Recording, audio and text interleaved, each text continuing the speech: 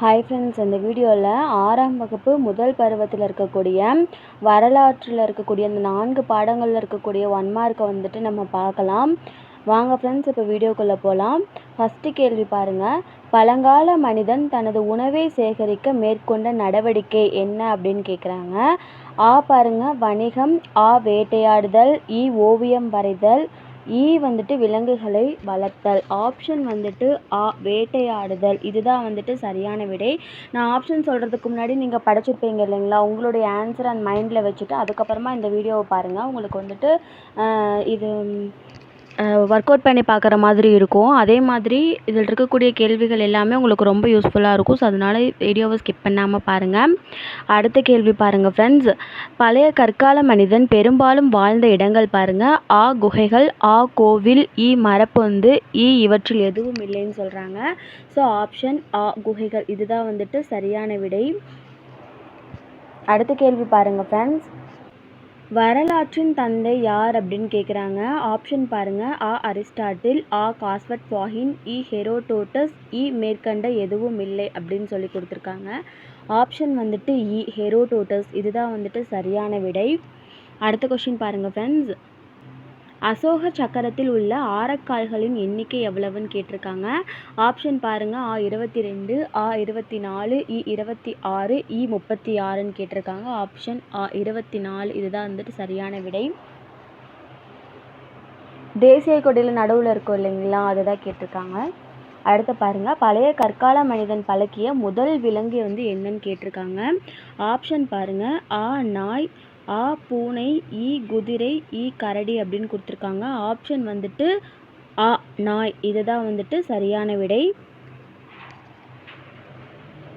பாருங்கள். நாணயங்கள் பற்றிய படிப்பு வந்து என்னன்னு கேட்டிருக்காங்க. ஆப்ஷன் பாருங்கள். நாணயவியல், புள்ளியியல், இயற்பியல், கல்வெட்டியல். ஸோ ஆன்சர் வந்துட்டு நாணயவியல் இதுதான் வந்துட்டு சரியான விடை.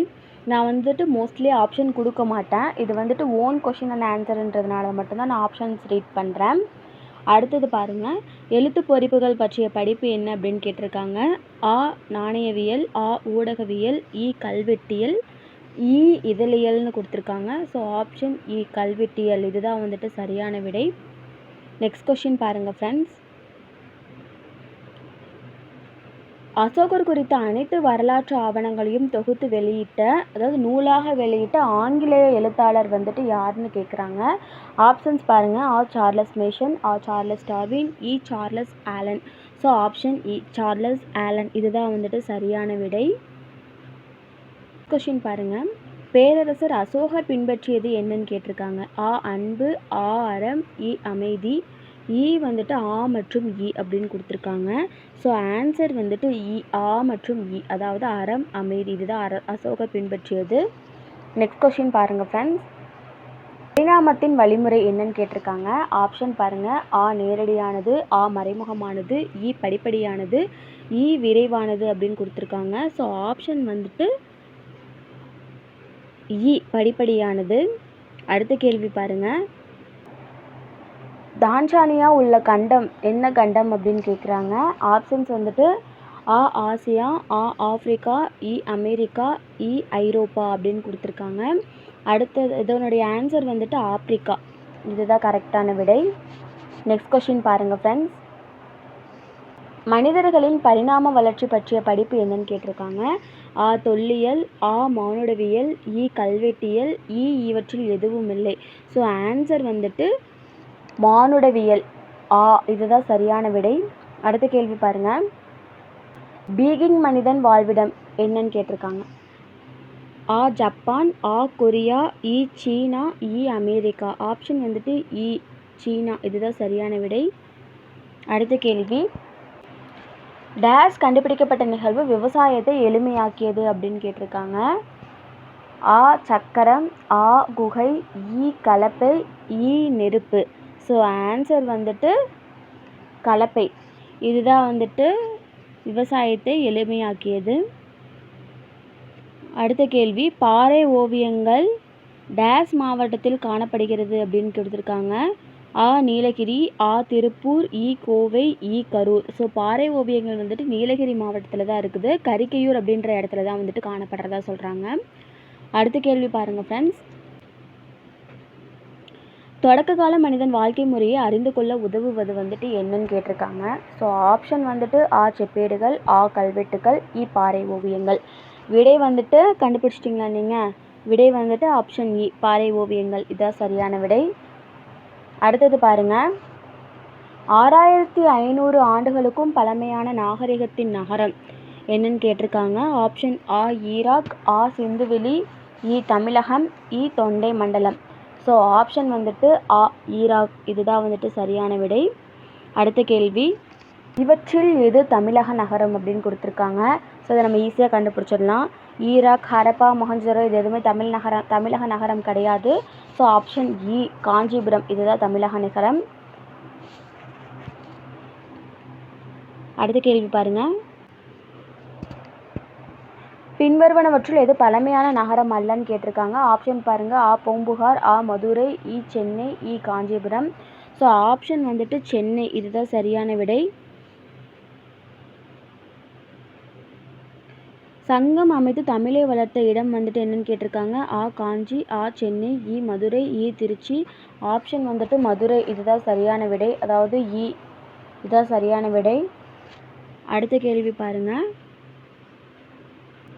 உலகின் மிக தொன்மையான நாகரிகம் என்னன்னு கேட்டிருக்காங்க. ஆ சிந்துவெளி நாகரிகம், ஆ மெசபடோமியா நாகரிகம். ஸோ மெசபடோமியா நாகரிகம் தான் மிக தொன்மையான நாகரிகம். ஸோ ஆப்ஷன் ஆ இதுதான் சரியான விடை. அடுத்த கேள்வி பாருங்கள் ஃப்ரெண்ட்ஸ்.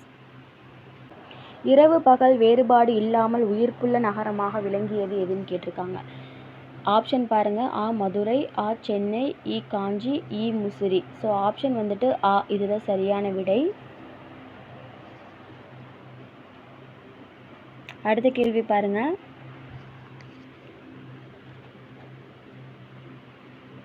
துறைமுக நகரம் எதுன்னு கேட்டிருக்காங்க. ஆ மதுரை, ஆ புகார், இ காஞ்சி.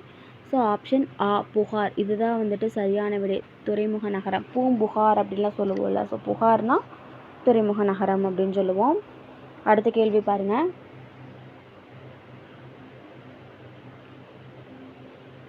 கல்வி நகரம் எதுன்னு கேட்குறாங்க. கல்வி நகரம் வந்துட்டு ஆ மதுரை, ஆ புகார், இ காஞ்சின்னு கொடுத்துருக்காங்க. ஸோ கல்வி நகரம்னாலே காஞ்சி தான். ஆப்ஷன் இ தான் வந்துட்டு சரியான விடை. அடுத்த கேள்வி பாருங்கள் ஃப்ரெண்ட்ஸ்.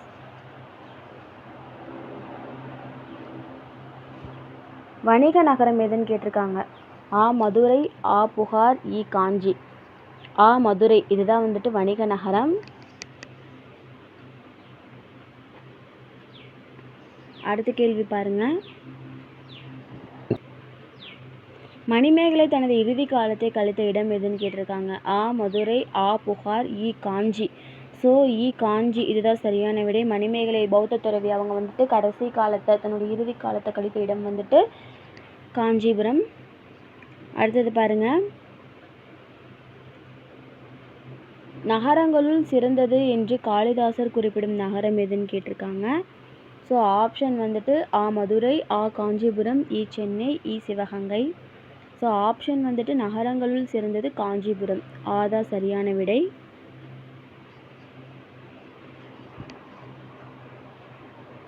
இந்திய தொல்லியல் துறை உருவாக்கப்பட்ட ஆண்டு என்னன்னு கேட்டிருக்காங்க. இது முக்கியமான கேள்வி. ஆப்ஷன் வந்துட்டு 1861, 1681, 1961, 1851. ஸோ ஆப்ஷன் வந்துட்டு 1861. இதுதான் வந்துட்டு சரியான விடை. அடுத்த கேள்வி. மனிதர்களால் முதலில் கண்டுபிடிக்கப்பட்ட மற்றும் பயன்படுத்தப்பட்ட உலோகம் என்னன்னு கேட்டிருக்காங்க. ஆன்சர் பாருங்கள். ஆப்ஷன் பாருங்கள். ஆ செம்பு, ஆ தங்கம், ஏ இரும்பு. ஸோ செம்பு இதுதான் சரியான விடை. அடுத்த கேள்வி. சிந்துவெளி மக்கள் அறிந்திராத விலங்கு என்னன்னு கேட்டிருக்காங்க. ஆ காளை, ஆ யானை, இ குதிரை, இ நாய். ஸோ அறிந்திராத விலங்கு குதிரை. குதிரை தான் அவங்க வந்து அறிஞ்சிருக்க மாட்டாங்க. அவங்களுக்கு தெரியாத, அதாவது அறியப்படாத உலோகம் வந்துட்டு இரும்பு அப்படின்னு சொல்லுவாங்க. ஸோ இதையும் நோட் பண்ணி வச்சுக்கோங்க நீங்கள். அடுத்தது பாருங்கள். சிந்துவெளி நாகரிகம் எக்காலத்தை சார்ந்ததுன்னு கேட்டிருக்காங்க. பழைய கற்காலம், இடைக்காலம், இ புதிய கற்காலம், இ உலோக காலம். ஸோ ஆப்ஷன் இ உலோக காலம். இதுதான் வந்துட்டு சரியான விடை.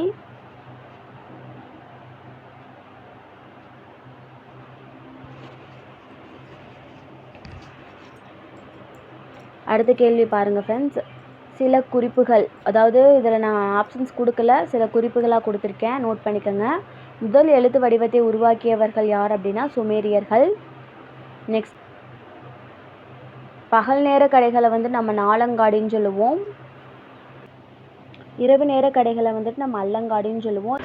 கீழடி அகழ்வாய்வுடன் தொடர்புடைய நகரம் என்னன்னு கேட்டிருக்காங்க. ஆப்ஷன் பாருங்கள். ஆ பூம்புகார், ஆ மதுரை, இ ஹரப்பா, இ காஞ்சிபுரம். ஸோ ஆப்ஷன் வந்துட்டு ஆ மதுரை, இதுதான் சரியான விடை. அடுத்த கேள்வி பாருங்கள் ஃப்ரெண்ட்ஸ். வங்காள விரிகுடாவுடன் தொடர்பில்லாத நகரம் என்னன்னு கேட்டிருக்காங்க. ஆப்ஷன் பாருங்கள். ஆ பூம்புகார், ஆ தொண்டி, இ கொற்கை, இ காஞ்சிபுரம். ஸோ ஆப்ஷன் வந்துட்டு ஆ தொண்டி, இதுதான் சரியான விடை.